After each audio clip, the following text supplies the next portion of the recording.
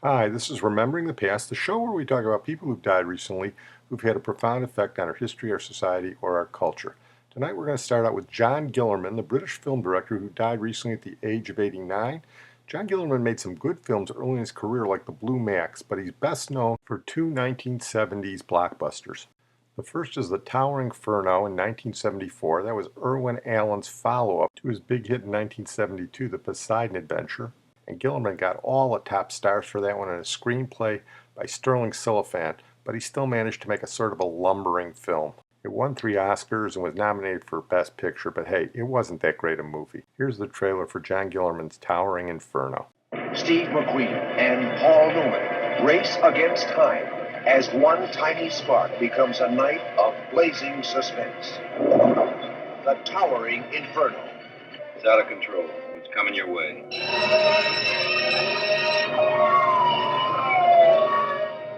Warner Brothers and 20th Century Fox present Irwin Allen's production of The Towering Inferno. Steve McQueen, Paul Newman, William Holden, Faye Dunaway, Fred Astaire, Susan Blakely, Richard Chamberlain, Jennifer Jones, O.J. Simpson, Robert Vaughn, and Robert Wagner. The Towering Inferno. Those people are going to die up there. Something's not done. I want you out of here. So you can stop worrying about me. What about me down there worrying about you? I'll never let you go anywhere without me again. I'll be back with the whole fire department. The Towering Inferno. Set me down on the scenic elevator. Now, the producer of the Poseidon Adventure brings you more spectacle, more stars, more suspense than you've ever seen in one motion picture. Steve McQueen is the fire chief. Paul Newman is the architect. Step by step, floor by floor, this is a race against time to save hundreds of people trapped in a night of blazing suspense as the world's tallest building becomes the Towering Inferno. I don't know, if you ask me, it was a race against time to save hundreds of people who were trapped in the movie theater watching that. But on the strength of that, 2 years later, he got the script for the remake of King Kong, and he got 3 actors who would eventually become 3 of the top actors of their generation: Jessica Lange, Jeff Bridges, and Charles Grodin. He managed to get lousy performances out of all 3 of them. It almost destroyed their careers, his bad acting that they did. And the script was even worse. It was a terrible movie. How could you ruin King Kong? Well, John Guillermin managed to do it. I think that was pretty much the end of his career. He did some stuff in the 80s and 90s, but that was basically it for him. We're going to move on to Brian Friel, who died recently at the age of 86. He was an Irish playwright, one of the great Irish playwrights of the second half of the 20th century. He's been called the Irish Chekhov. His most famous play was Dancing at Lughnasa, which was made into a movie with Meryl Streep. And the BBC 4 Last Word with Matthew Bannister did a nice segment on Brian Friel, including an interview with the Irish president, Michael Higgins. The acclaimed playwright Brian Friel was known as the Irish Chekhov. His plays were performed around the world and won many awards.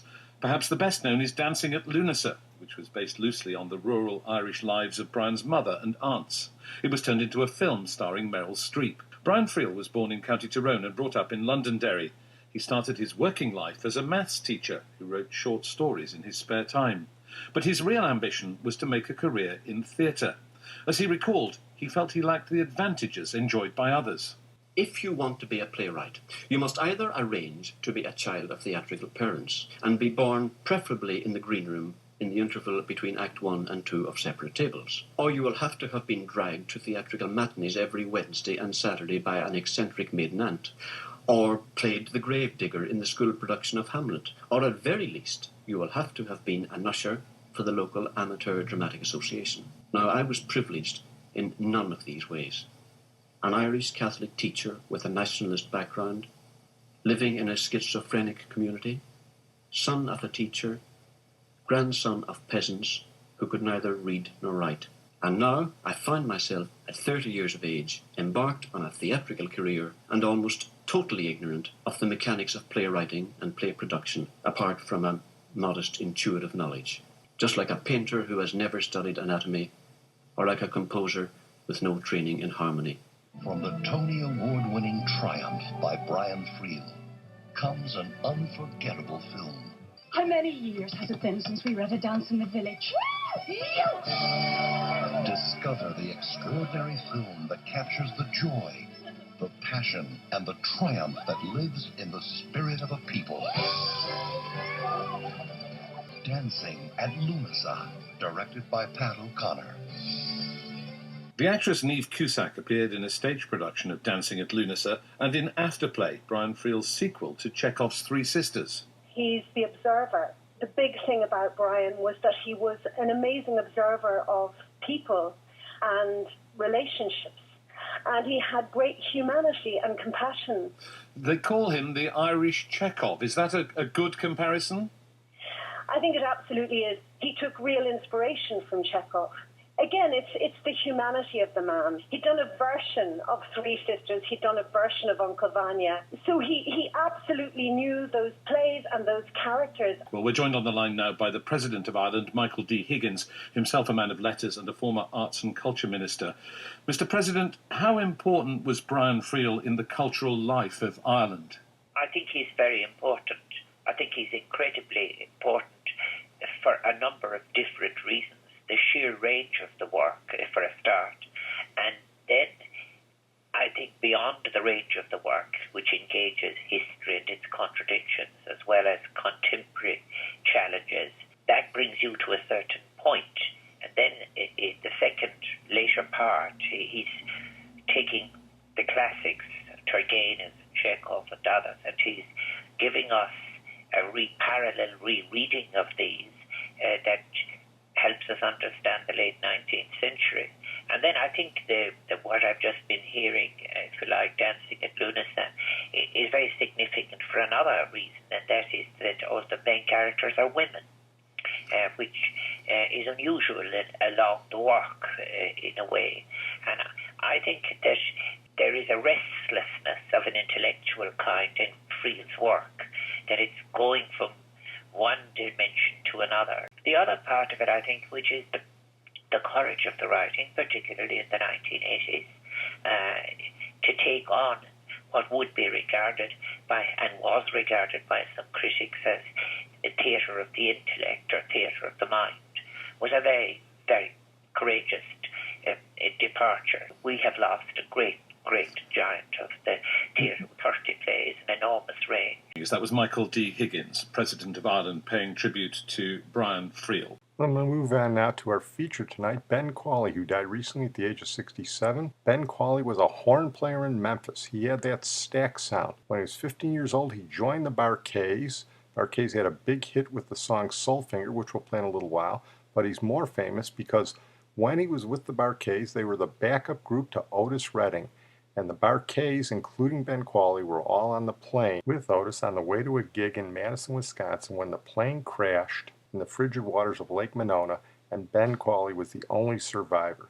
Here's Memphis television on the death of Ben Cauley. The Memphis music community is reeling after the death of one of the original members of the Bar-Kays. That's right, Ben Cauley. He passed away Monday. He was 67. Cauley was on the plane that crashed, killing soul singer Otis Redding and then other founding members of his group. Cauley was the only person that survived. Local 24's Kelly Cook is on Beale Street with more on the legacy Cauley leaves behind. The band that Ben Cauley co-founded is honored with a brass note here on Beale Street, but he was a star in his own right, and everyone could find him because of that special sound. Soulfinger by the Bar-Kays is just one of the quintessential horn soul recordings of all time, and that intro. This is Scott Bomar, band leader of the Bo Keys, one of the last bands Cauley ever played for. He had a sound on the trumpet that's unlike any player I've ever heard. And it's a sound that's heard on countless hit songs, been recorded in this studio. It's the quintessential Memphis horn sound. Like this song by artist Anthony Hamilton from the soundtrack Soul Men. Cauley also recorded on the original score for Hustle and Flow. Ben's tone was very bright. He had a really bright tone, and he really kind of played on top of the music. It's amazing. The teenager who somehow crawled out of the plane wreckage that killed his original band members back in 1967 went on to have an amazing career, playing for artists like Jerry Lee Lewis, the Doobie Brothers, countless others, and he played on the theme from Shaft. He created some of the most recognizable trumpet parts of the past 40 years, and he's a giant, in my opinion. Well, here's Ben Cauley with that famous horn intro for the Bar-Kays on Soulfinger.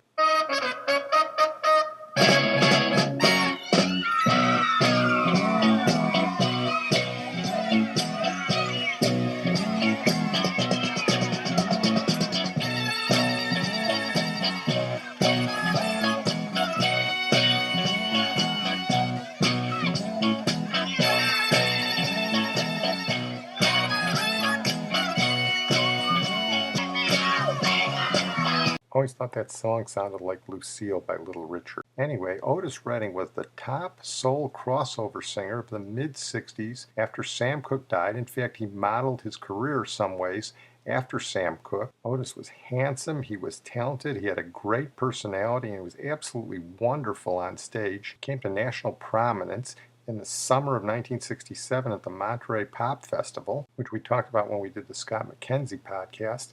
Otis basically stole the show there, and as a songwriter he had a huge #1 record that he wrote and performed but was covered by Aretha Franklin in the spring of 1967, Respect. Today it's an iconic song, and I'm one of the few who believes that as good as Aretha's version was, Otis's original was even better. So Otis Redding was primed to become a superstar, and on December 9th, 1967, Otis and the Bar-Kays were playing a gig in Cleveland, Ohio. This was less than 24 hours before he died, and here is his version of Respect, Ben Cauley on the horn in the background. R-E-S-P-E-C-T, found out what it mean to me. R-E-S-P-E-C-T, A-K-T-C-P.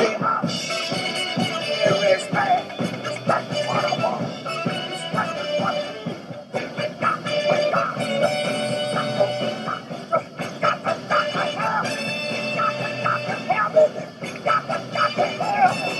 Another song he sang at that gig was Try a Little Tenderness with Ben Cauley in the background.